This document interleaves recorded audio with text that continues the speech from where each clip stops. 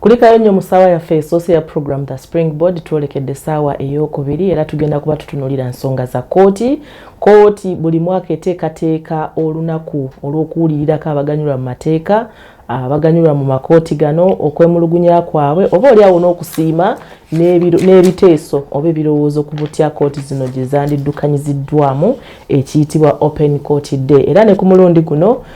essiga eddamuzi liteeseteese enteekateeka eno mulundi ogwokusatu tugenda kuba twogera ku nsonga eyo migaso ki bigendererwa ki era tufunamu tutya. Tulina abakulu babiri omukyala Worship Dorothy Lwanga ne omukyala Maria Nabulya bagenda kubanga batutwalira ddala mu nsonga eyo tuveewo nga tuginnyonnyose kabakulamuseeko n'oluvannyuma batujje amaggwa tusenvule tusanyusa obbalaba kale nnyabo naffe okubasanga wano tusanyusa okukomawo mu studio amanya agange nze Maria Teresa Nabulya kola n'akakiiko akawa abakozi bonna ab'essiga eddamuzi emirimu ke bayita Judicial Service Commission n'okubakwasa empisa ate tusomesa abantu amateeka n'enkwasisa yaago mu Uganda. Tusanyusa okulaba mukyala Dorothy Lwanga balamuseeko tusanyusa okulaba ndoza gwe mulundi gw'ogusoose gwe mulundi gwange ogusoose nsanyusa nnyo okubeera wano mwebale okutwaniriza. Amanya gange Dorothy Lwanga Deputy Registrar High Court Interim Inspectorate of Courts eyo ye department ewuliriza okwegamba okwemulugunya kw'abantu ababa balina ensonga zaabwe mu kooti nga balina okwemulugunya ne bazireeta mu department eyo. Tusanyusa okulaba ensonga ya Open Court Day gugenda kubeera mulundi gwa kusatu era wennyini twagalira okumanya olunaku olwo lubeera lufaanana lutya.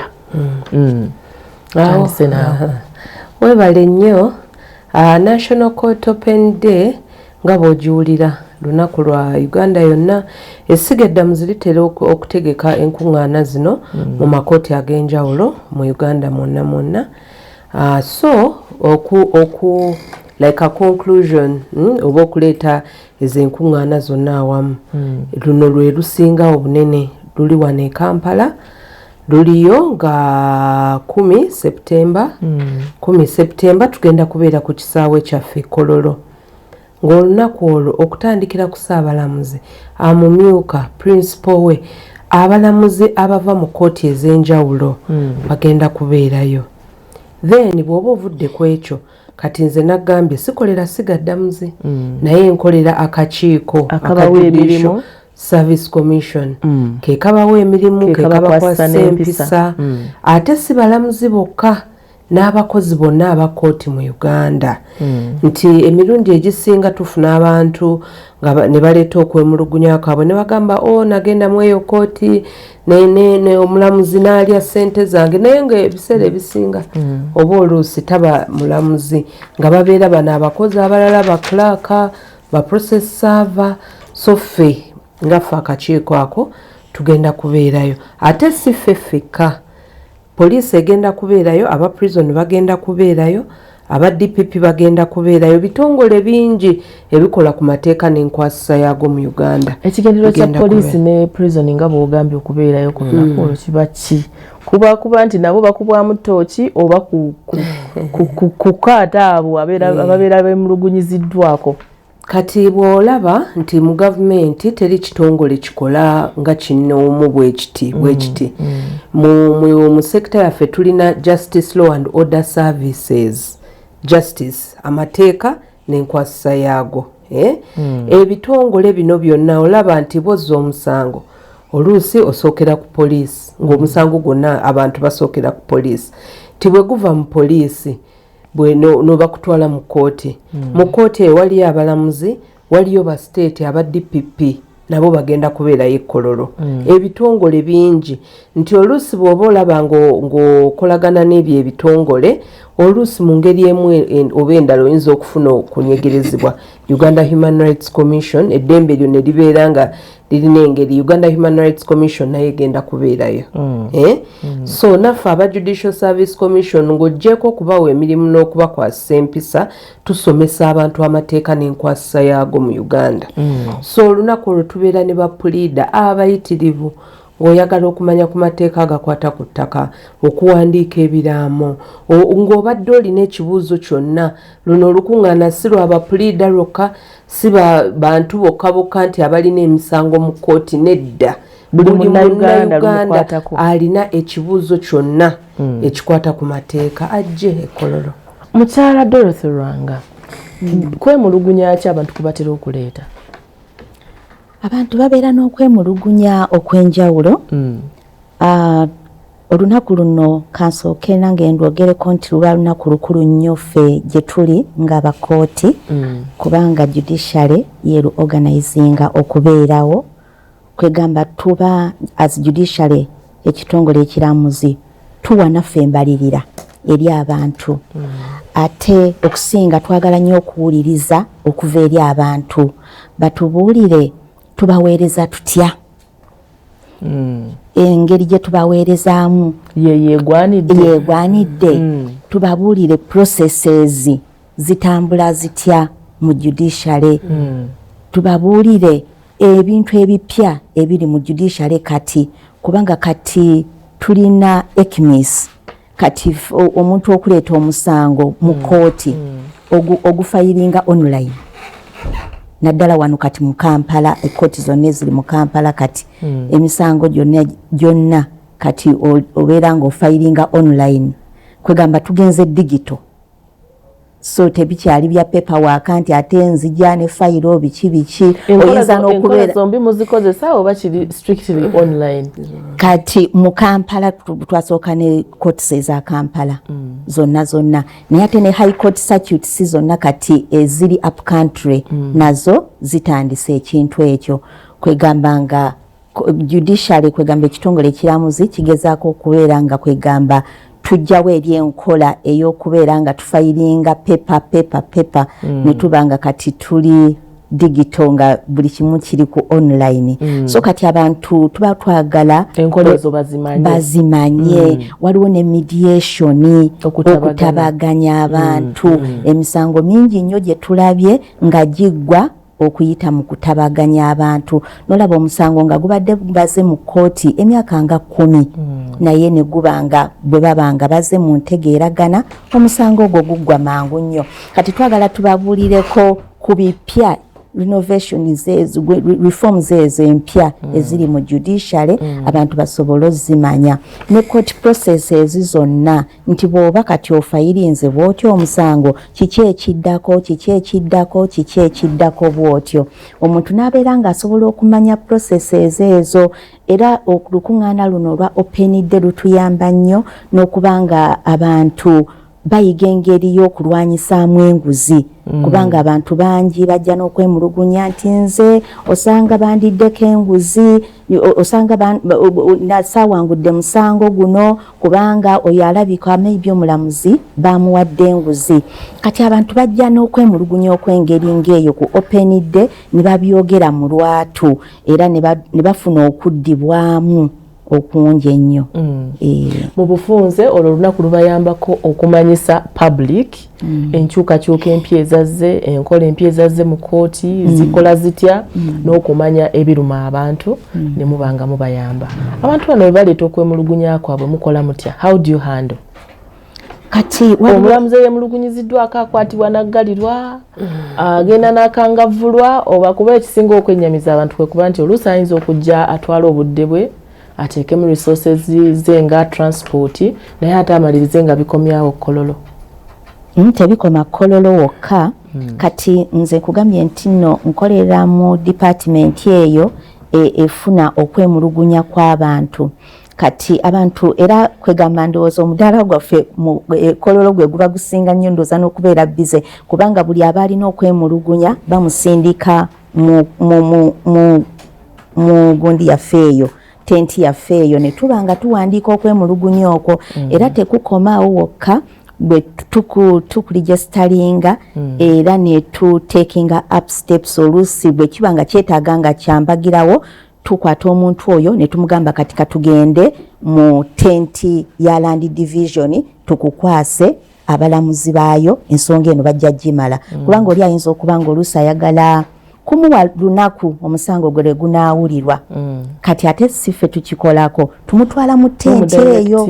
tumudayirekitinga bulungi awatuufu walina okugenda ne bamuwadde ekyo omusango gwe gunaabeera nga guwulibwa naye waliwo gino emisango ate giba gyetaaga okunoonyerezebwako oli ng'agambye nti gundi yandyako enguzi kati ekyo tujja kgenda mu buziba tukinoonyerezeeko ekituufu oba si kituufu wagimuwa otya era ani yaliwo ng'akulaba ng'omuwa enguzi eyo kwegamba ekyo tukitwala mu buziba ne tugenda mu maaso ne tukinoonyerezaako.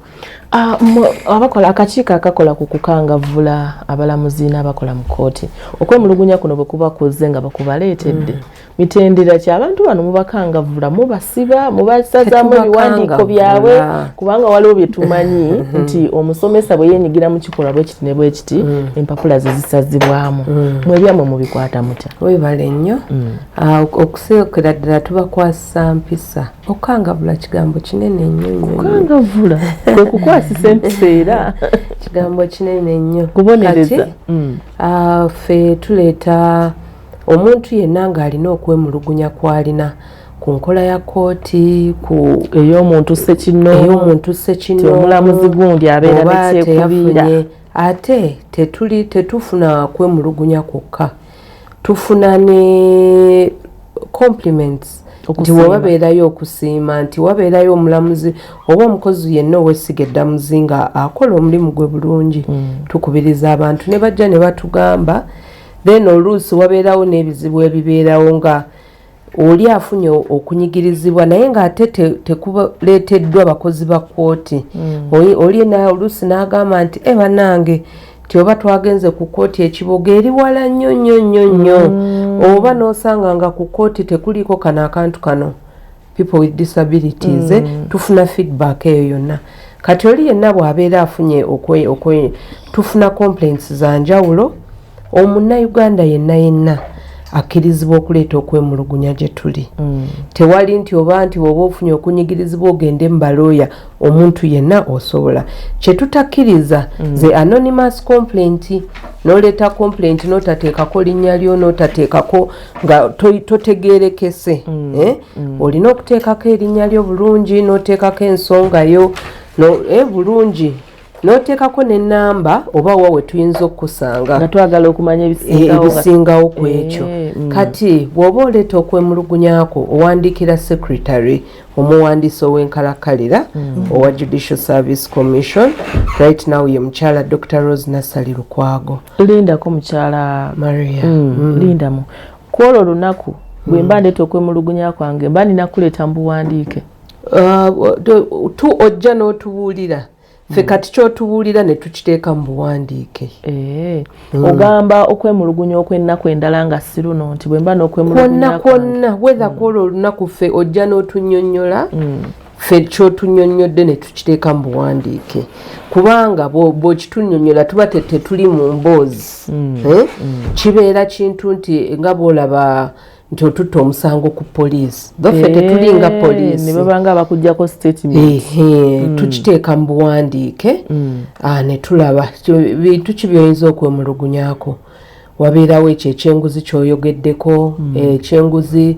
wabeerawo ng'oluusi abakozi baffe abakooti bajja kikeerezi oba obutajjako ddala omulamuzi teyalabiseeko si nti lunaku lumu naye waliwo ekisukka ne mugenda wiiki emu wiiki bbiri wiiki ssatu ng'abantu bajja jjukira abamu babeera bava mu makomera tukimanya amakomera gaffe gajjudde oba oluusi n'olaba nga mulamuzi aliko kyekubiira oba oluusi nga waliwo obusosoze oli n'akugamba nti mmwe abagundi bwe bati nabakoowa oba osobola okutuleetera okwemulugunyako oba oluusi n'osanga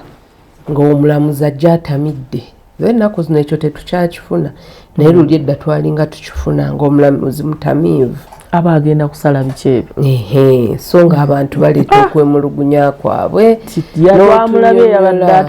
n'otunnyonnyola ennaku zino era ng'omukyalo ono bwe yatunnyonnyodde abantu ennaku zino bali alaate nti oluusi ne mu makooti eyo tulina watch groups zaffe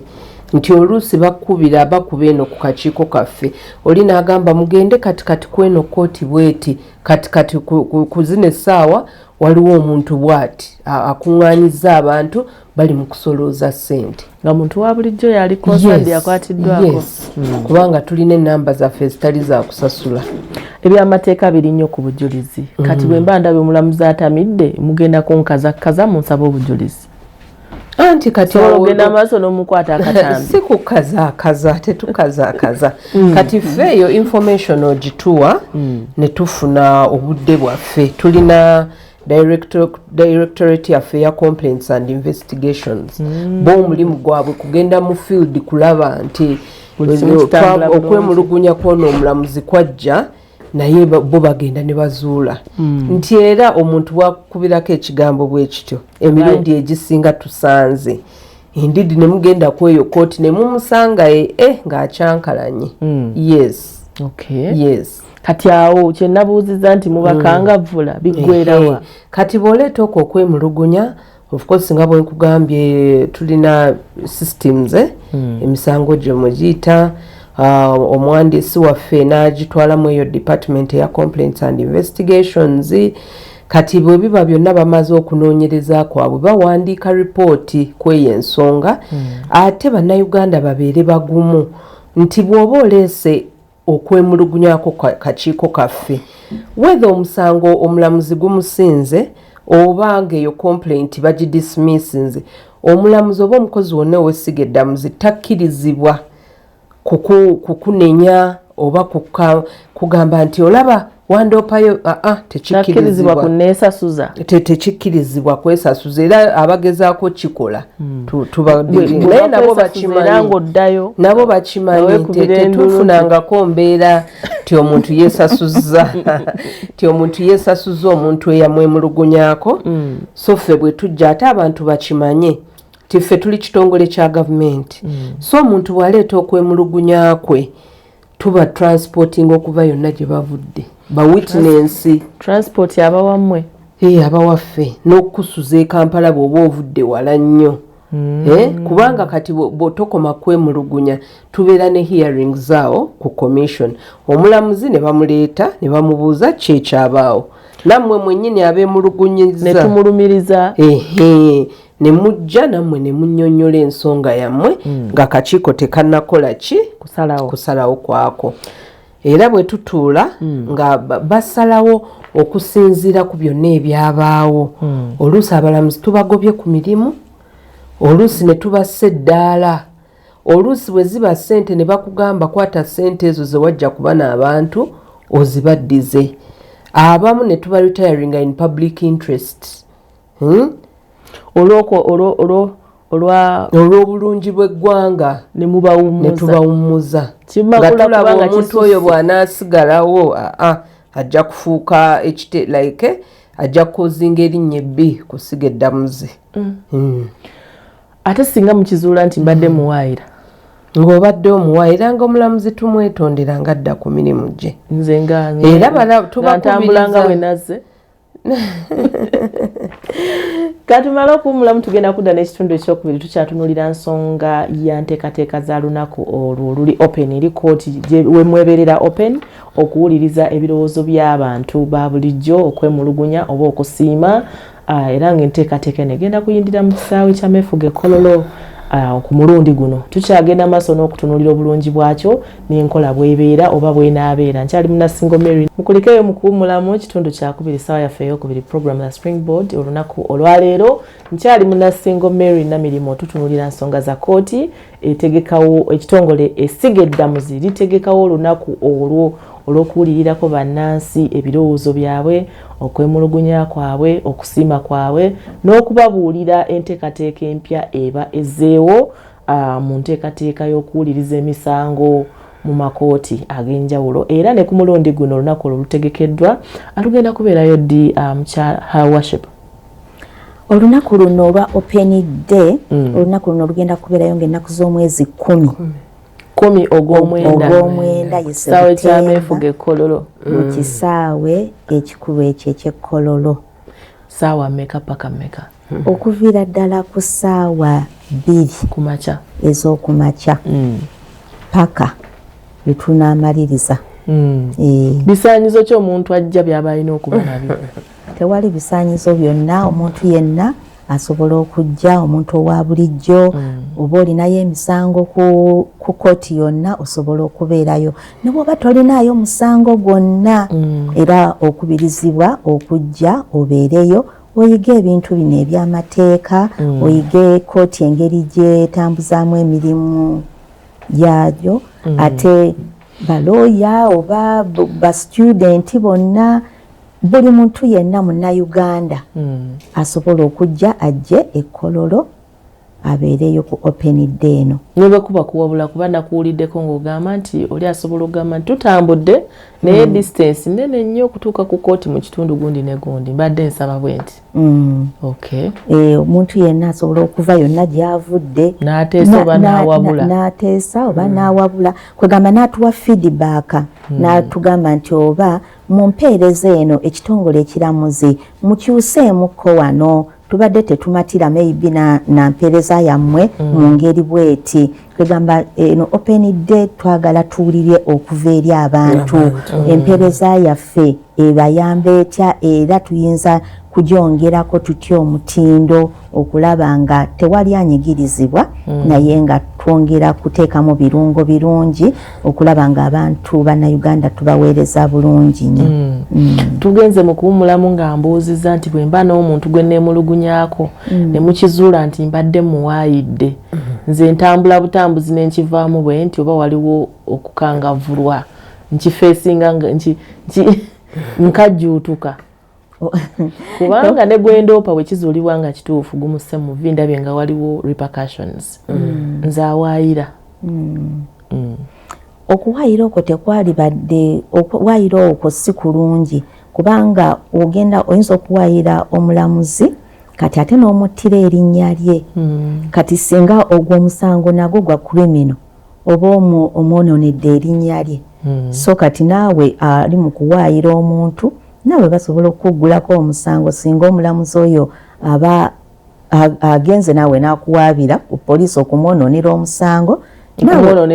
okumwononera erinnya, naawe basobola okuprosecutinga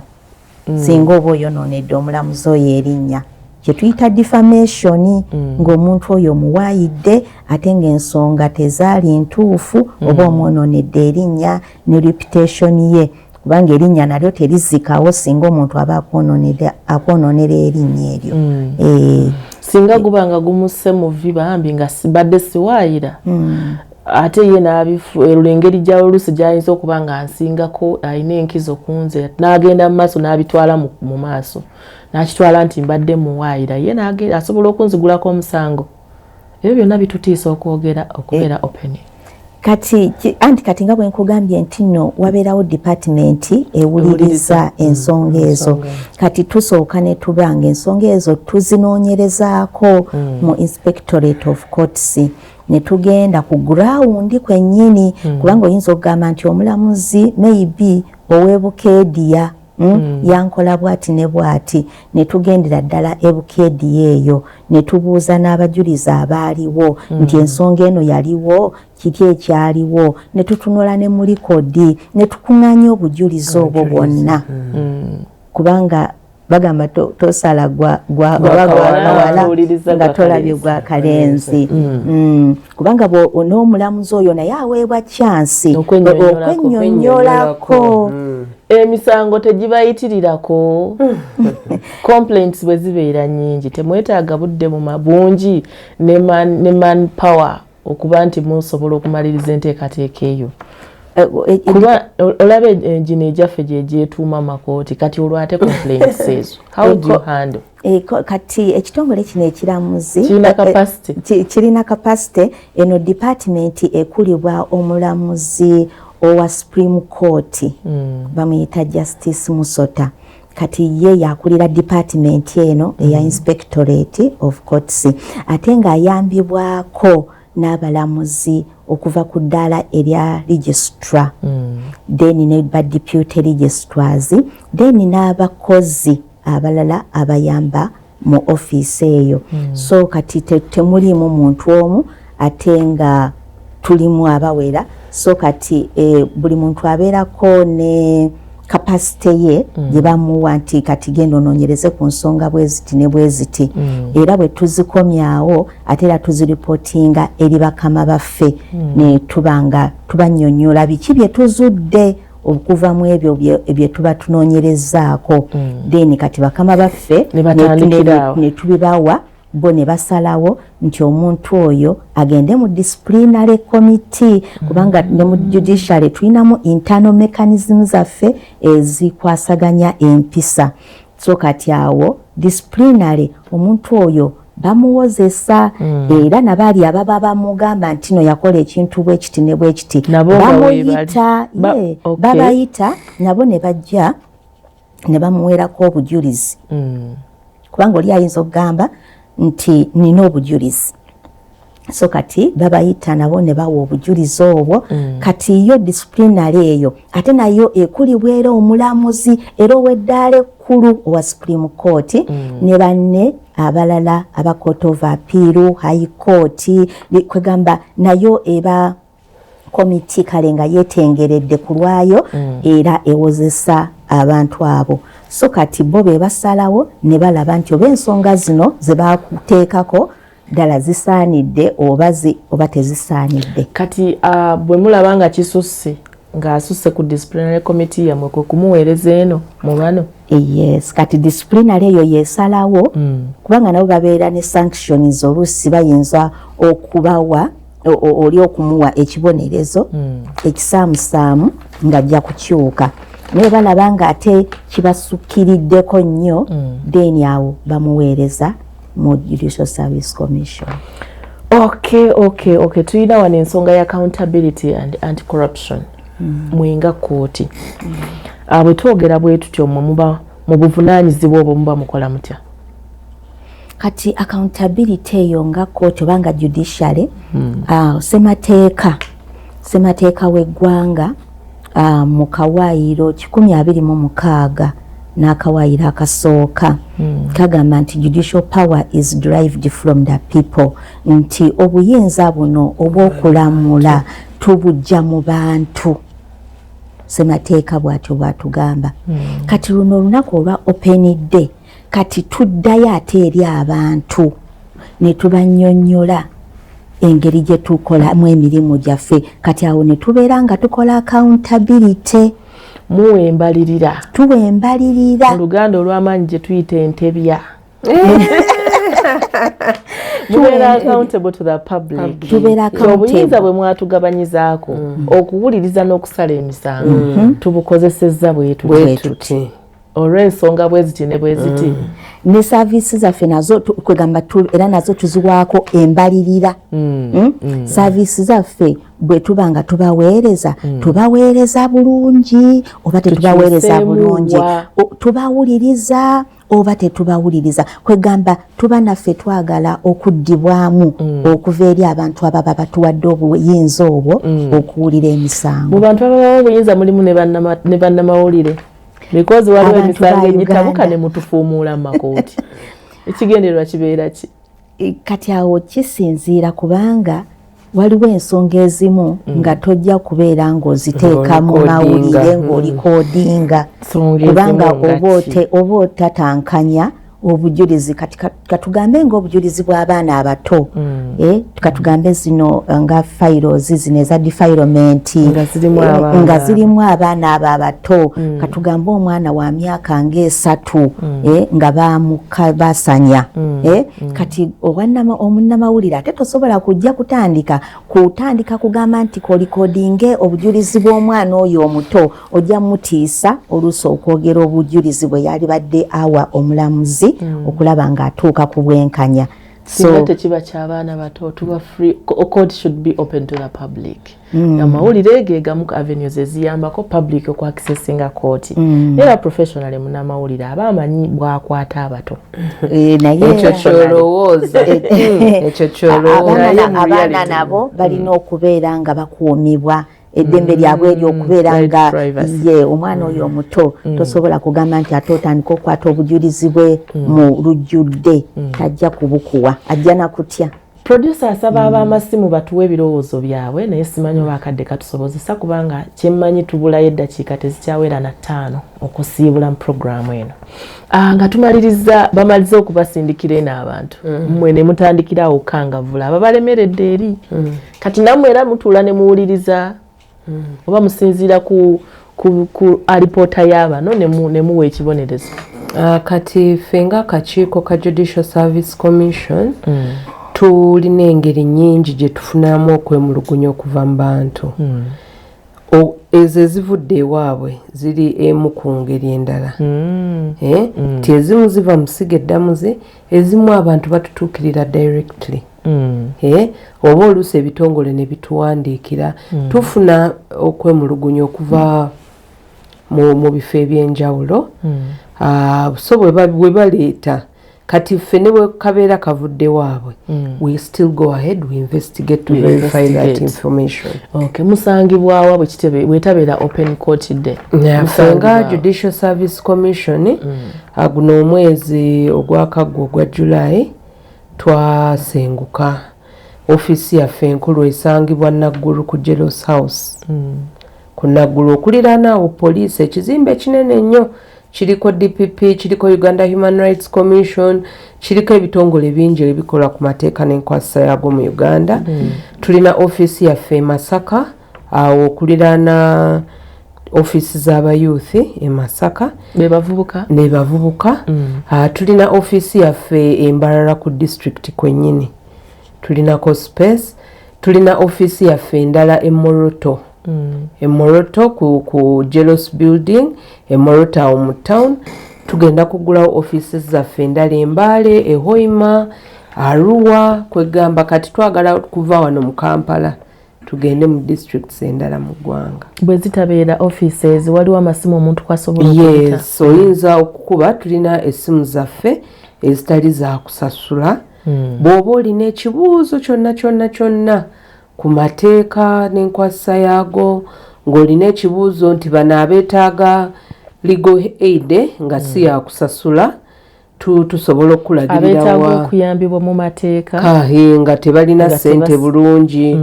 Oba olina ekibuuzo kyonna ku makomera, ku bapuliida baffe aba gavumenti, ng'olina ekibuuzo kyonna ku mateeka kyonna, kwemulugunya, kwebaza